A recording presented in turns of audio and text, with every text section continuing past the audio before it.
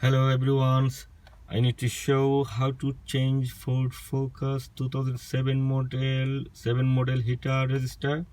I have a new one. I bought already new one parts.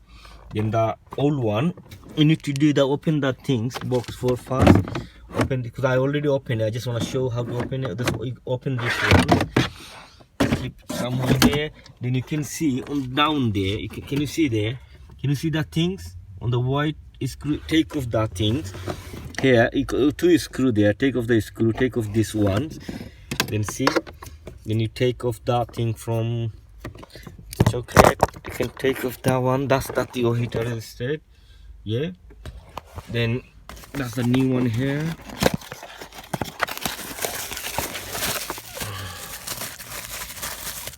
That's a new one here. It's not that expensive anyway. I been in the garage. They said they're gonna charge me like 70 quid, parts and plus labor.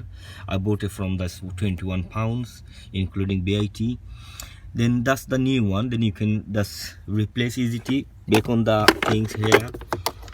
Then put on the back and screw it, and then try to then open it. Thank you for looking the videos. Thank you.